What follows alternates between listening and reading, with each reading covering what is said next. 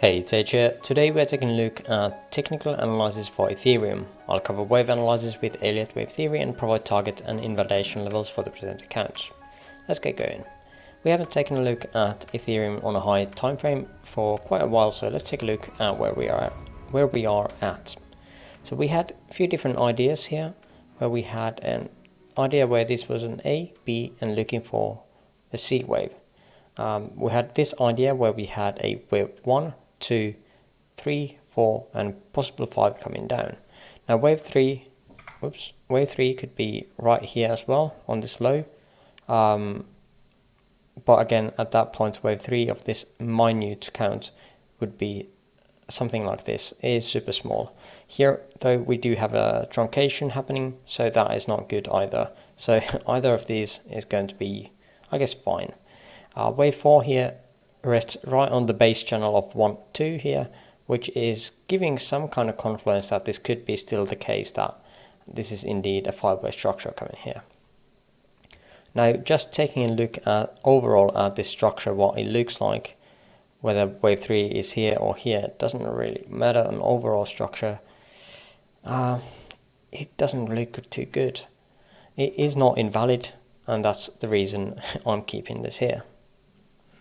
Other scenario is that we have still this ABC, and we would be looking for 5 ways here. For this, we could be looking at 1, 2, 3, 4, and 5 as a diagonal coming down here. Now, for wave 3 to be smaller than wave 2, we need to keep it out of $1,589. If we go below this, then we would have to say that this is going to be an expanding diagonal, and then we would have to drop this down, this upper trend line higher than we are currently having it. Now this looks better on Ethereum, this diagonal, than on Bitcoin at the moment to me, but we'll see what happens. Most likely both of them are going to be having very similar structure here on the overall areas. Now instead of the ABC here, we could be again looking for a flat, WXY here, W here, X, and then looking for wave Y here. That would be a 3-way structure. Here we would have completed an A, B, and then now looking for C wave, which is again a 5-way structure. Here we can be looking at a wave 1, 2, 3, 4, and 5. We can get a nice subdivision here on the wave 3. We see that wave 3 is again really extended around 3.236, an extension of the wave 1 for the wave 3. Therefore, we're not going to be looking for any kind of extensions here on the higher time frame wave 5. For the wave 4, we had a target of 382. We did have that touched here. We can go into a lower time frame to take a look at this structure a bit more closely in just a moment. For the C wave, we did already tag, or almost tag, the one-to-one extension of the A wave. So if we are looking for this as a 5-way structure, this is definitely something to keep in mind. This one-to-one extension and the trend line that we have here, this channel basically for the ABC. We did have this area here, I think this was the previous wave 4 here on a higher time frame structure. So yeah, this area is still of interest for a higher time frame wave 4 to pivoting up from here. On this WXY count, we wouldn't like to get below $1,050, as that would get us below 1.618 extension of the first leg here. We currently almost tag, we're right between 1-to-1 extension and 1.236. Again, 1-to-1 here. Where do we have the tool here? 1-to-1 and 1.236 of this orange count is going to be the target boxes for wave 5. These are going to be sitting right here for the wave 5 targets as well, but we'll see what happens. If we are indeed having this wave 4 down here, when we're going to be looking at local targets, we can see that there's some kind of correlation for this area where we have this higher time frame targets as well. Let's take a look at the closer structures now. On a lower time frame, let's start with 30 minutes. On volume, we can see that we are right below already the range value area low. We did have some kind of a nice volume nodes here to give us some kind of support below, but now it could be looking like that we are resisting this area here. We did have this volume bump here where we just bonked our heads on this bit here. Well, nothing else too much here. All the higher time frame structures are still above us on volume and on moving averages, so nothing really lining up too well here yet. Now on a lower time frame again, we are looking for the possible wave 4 here. So this was a really sideways structure that we were looking at as an A, B and C. Wave C did get past the minimum requirement of 0.618 extension of the A wave for this last leg here, and it did indeed have 5 waves, so we can count this as a finished structure.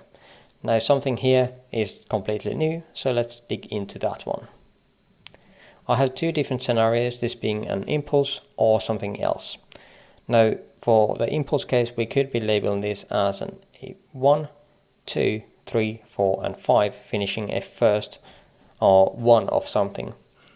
This could also be an A wave, but yeah, it is possible. I can actually just label it here, just so I can mention it next time as well. There we go. So if this indeed is a wave 1 of something, then we could be on our way for the wave 5 here, that we were looking on higher time frame. What we're usually looking at for here is, if this indeed is a 5-way structure, we could be looking at the targets here around golden pocket and 0.5. Now again, if we are going to get past this point or this wave or previous wave 4, we would be looking for higher targets. The 0.5 does have some kind of confluence with these previous lows here, some kind of support structure, and it does have some kind of volume bump here as well. Now the more interesting area to me is this volume bump here, where we have the golden pocket, where we have these previous lows here as a support. We went through that straight through, and is there a back test? Let's see, on a lower time frame we can possibly see that. Well, there is some kind of interest here for sellers and buyers. We can see wicks both ways, so some kind of area of conflict here for sure.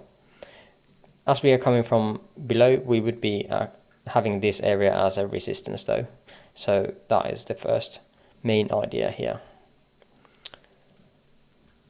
So those goes back to impulse folder, and that is my bias. However, this structure here does not really look like impulsive structure, so we could be some kind of weird 3-way structures coming down, up and down until we get that impulse wave, possibly the ABC structure here for the last C wave that would get us up here somewhere.